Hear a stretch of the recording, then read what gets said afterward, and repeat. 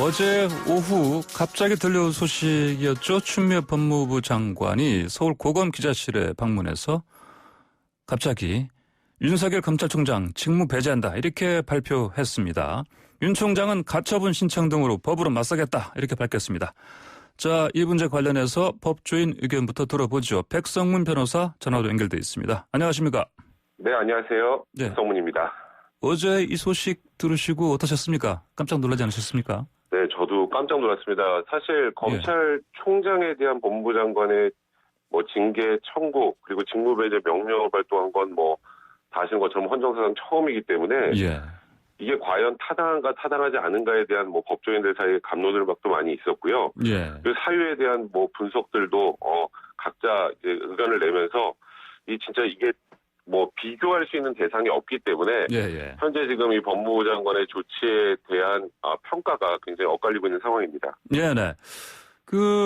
보니까 사실 대면 조사 또 다시 할 것이다. 그랬었는데 그것도 지금 또 없이 바로 그냥 징계 방향으로 지금 결정된 것 같습니다. 그렇죠? 네, 맞습니다. 지금 대면 조사를 한두 차례 더 요청을 하고 대면 조사를 진행하거나 아니면 검찰총장으로부터 소명 자료 등을 받고 그 이후에 대면 조사를 진행하지 않을까 했는데 지금까지 대면 조사 협조하지 않은 것만으로도 징계 사유가 된다라고 일단 판단한 것 같습니다. 그러니까 한 차례 더 대면 조사 시도했다가 또 그게 불발되면 그걸 또 사유로 해서 징계 절차를 밟을 것이다 이런 전망도 있었는데 그거 없이 그냥 바로 이렇게 해버렸습니다. 보니까. 자, 그러면은 이렇게 이제 징계 청구 또 직무 배제 이런 고강도 조치를 내렸는데 그 근거들 자세히 한번 같이 보시죠. 먼저 윤 총장이 서울중앙지검장 시절에 언론사 사주와 부적절한 만남이 있었다 이런 사유가 나와 있습니다. 그렇죠? 네, 지금 말씀하셨던 첫 번째 사유가 언론사 사주와의 부적절한 접촉 사실 이렇게 법무부 장관이 발표했는데요. 내용을 좀 살펴보면 2018년 11월이니까 윤석열 총장이 중앙지검장 시절입니다. 그 당시 JTBC의 홍석현 회장, 그러니까 실질 사주를 만났다고 하는 건데 이에 대해서 어떤 사건 관계인지 언론사마다 좀 보도가 다르긴 한데요. 일단 보니까 그 이후에 삼성 바이오로직스 분식회계 사건이 고소장에 접수돼서 특수입에 배당이 됐다라는 부분이 하나 나오고 또 하나는 과거 태블릿 PC, 그러니까 박근혜 전 대통령 관련 사건으로 이거 조작된 것이다라고 변희재 씨를 JTBC에서 고소했는데 이 고소한 사건의 판결이 나오기 전이었다. 그러니까 이 두 가지 사건 중에 어떤 사건인지 추미애 장관이 명확하게 밝히진 않았는데요. 그 과정에서 어쨌건 검사윤리장정 충분히 위반한 것으로 볼 수 있다라고 판단했습니다. 그렇다면은 그 당시에 이제 이렇게 만났음에도 불구하고요. 상급자인 당시 문무일 검찰총장에게 정상적으로 보고했다. 이런 식으로 지금 대검에서는 얘기를 하고 있습니다. 그렇죠? 네, 대검에서는 일단 첫 번째로 사건 관계인도 아니었고 그리고 일단 만남 이후에 말씀하셨던 것처럼 그 당시에는 중앙지검장이었으니까요. 당시 검찰총장이었던 문무일 총장에게 이 내용을 다 보고했기 때문에 이건 전혀 문제가 될 것이 없다라는 것이 지금 일단 검찰 측의 입장입니다. 자, 다음으로 또 저게 있습니다. 불법 사찰. 이제 조국 전 법무부 장관 등 그 주요 사건 재판부에 대해서 누가 재판부를 구성하는 그 판사들인지 판사들의 또 성향은 무언지 이런 것들을 사찰했다 이런 부분인데 이게 사찰이라고 판단할 만한 근거들이 된다 보십니까? 어떻게 보십니까? 사실 저는 좀 이 부분은 더 자세한 내용을 봐야 될 것 같은데요. 이건 사실 기존에 원래 나오지 않았던 내용이죠. 그러니까요. 처음 나왔죠. 언급이 안 됐던 내용인데 일단 말씀하셨던 것처럼 울산 사건이나 조국 전 장관 관련 사건, 주요 사건 재판부 판사와 관련돼서 어떤 정치적인 사건들을 판결을 했는지 또 우리법연구에 가입했는지 가족관계, 세평, 개인 취미 이런 것들을 작성해서 반부패 경력부에 전달하게 했다라는 건데요. 그 당시 이 반부패 부장이 지금 현재 심재철 검찰국장입니다. 그때 분명히 문제 제기를 할 수 있었을 내용일 텐데 만약에 이런 게 법적으로 문제가 된다면 근데 그런 게 전혀 문제 제기를 하지 않은 상황에서 지금 징계 청구 사유로 들어와 있기 때문에 일단은 검찰 입장에서는 이렇습니다. 이거는 원래 중요한 사건과 관련해서 우리가 무슨 사찰을 하는 게 아니고 예.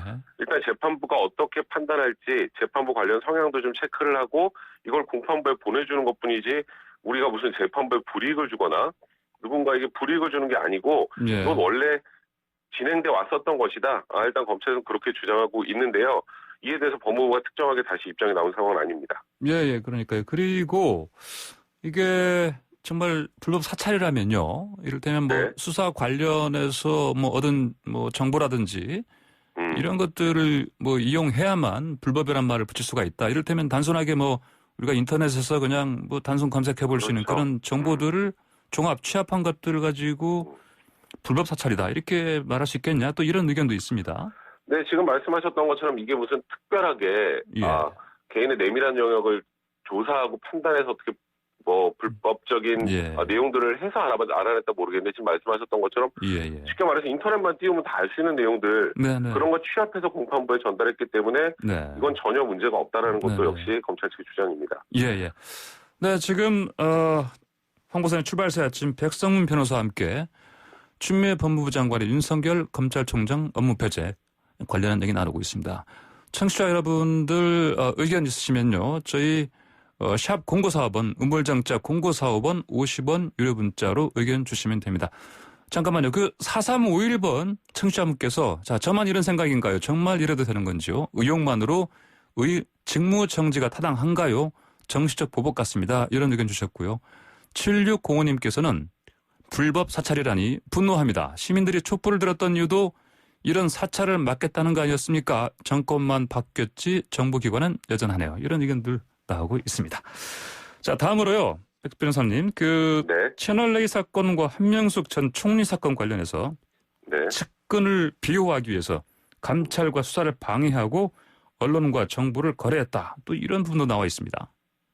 네, 일단 아시는 것처럼 한동훈 검사장에 대한 채널A 사건 예. 감찰을 착수하고 감찰 개시 보고를 하니까 일단은 이에 대해서 검찰총장이 감찰부장을 통해서 감찰을 중단하게 했다라는 거고요. 네네. 그다음에 이제 대검 부장의 수사지휘권을 다 위임했는데 전문사 자문단 소집을 강행하는 등 부당하게 지휘 감독권을 남용해서 직무상 의무를 위반했다. 이게 이제 채널A 사건과 관련된 부분이고요. 예. 또 하나는 한명숙 총리 사건 관련해서 2020년 5월에 대검 감찰부에서 그 당시 수사검사들에 대해서 직접 감찰을 진행하려고 했는데 이걸 대검 인권부를 거쳐서 서울중앙지검 인권감독관실로 이첩하도록 지시했다. 네. 그러니까 이런 부분들이 결국은 일단 그 검찰총장의 직무상 권한을 남용했다라는 건데요. 예. 이에 대해서도 검찰은 이렇게 얘기하고 있습니다.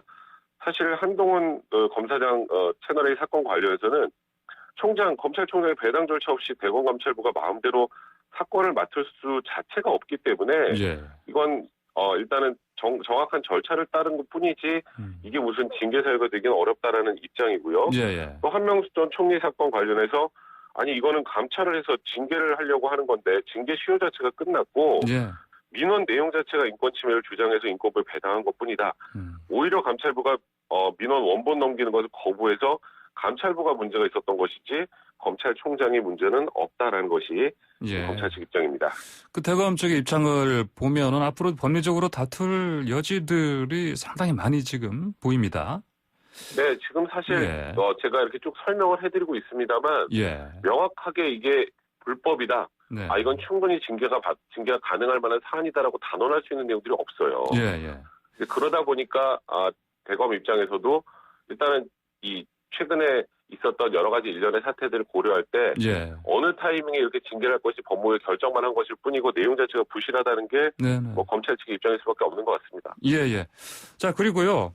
그 정치적 중립에 대한 검찰총장으로서의 위험과 신망이 심각하게 손상된 사실을 확인했다. 또 이렇게 밝혔습니다.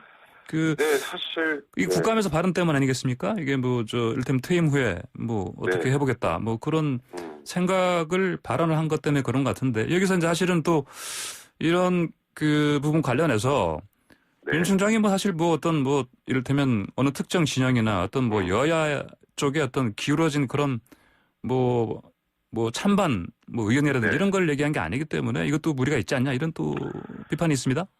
네, 사실 저는 이 부분이 가장 큰 문제라고 생각을 하는데요. 지금 말씀하셨던 것처럼 국감에서 예. 퇴임 후에 뭐 국민에게 봉사할 것 무엇을 할지 생각해 보겠다라는 것 정도였는데 예. 이걸 퇴임 후 정치 참여를 선언하는 것으로 해석되는 발언을 했다. 예.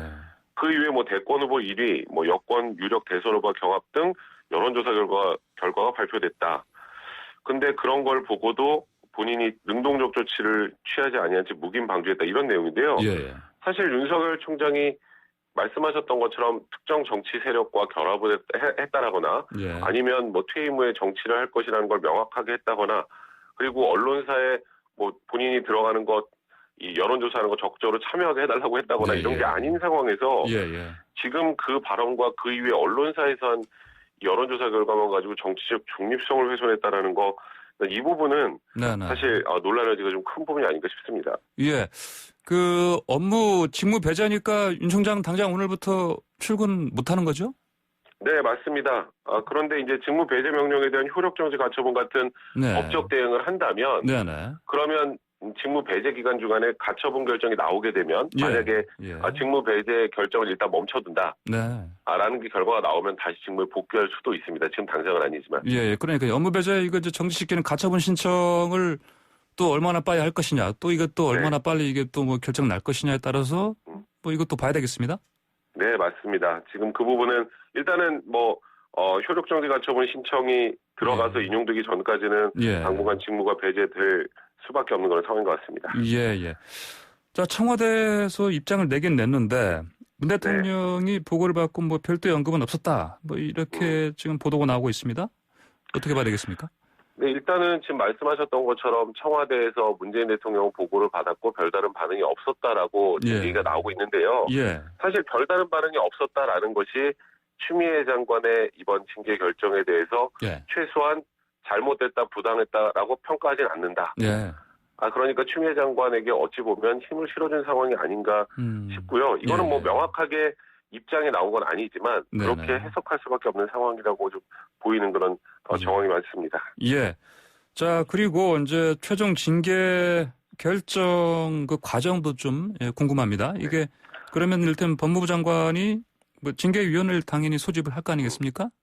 네, 맞습니다. 지금 말씀하셨던 것처럼 일단은 징계 청구를 한 거잖아요. 예, 청구를 했고. 네, 징계 청구를 해서 그러면 징계위가 소집이 돼야 되는데 징계위에는 7명이 이제 모여야 되는데요. 그 위원장이 법무부 장관입니다. 네, 7명 중에 4명이 찬성을 하면 징계위가 그 결정을 할 수 있는데 지금 사실 추미애 장관이 이렇게 징계 요청을 하고 국민들 앞에 이 전체적인 입장문을 낭독을 했다라는 건 징계위가 소집돼서 징계가 처리가 되는 것엔 전혀 무리가 없다라고 판단하고 있는 것 같고요. 그리고 그건 뭐 법무부 장관이 최종적으로 사실상 결정권을 행사할 수 있는 거나 마찬가지 상황이기 때문에 이 징계위가 소집되는 것에 대해서도 검찰 총장 측에서는 적절하게 좀 반발하고 있는 상황입니다. 그러니까 7명으로 구성되니까 이를테면 뭐 3명 대 3명으로 어떤 징계 수익 관련해서 뭐 판단이 맞서더라도 추 장관이 이 위원장이니까 또 캐스팅 보스를 쥐고 있고요. 그래서 또 결정할 수 있는 그런 구성이네요, 보니까요. 네, 맞습니다. 그리고 이제 이 중에서 이를테면 일정 수위 이상은 또 당연히 그 대통령이 최종적으로 이제 결정하게 되는 거죠? 그러니까 뭐 일단은 이 징계와 관련해서는 표면적으로는 뭐 법무부 장관이 소집하는 징계에서 결정을 하겠지만 뭐 그 이후에 이제 소위 말해서 해임되는 과정까지 연결이 된다면 대통령이 결국은 최종적으로 결정을 할 수밖에 없는 구조라고 봐야 될 것 같습니다. 예, 알겠습니다. 오늘 말씀 잘 들었습니다. 감사합니다. 네, 고맙습니다. 네, 지금까지 백성문 변호사였습니다.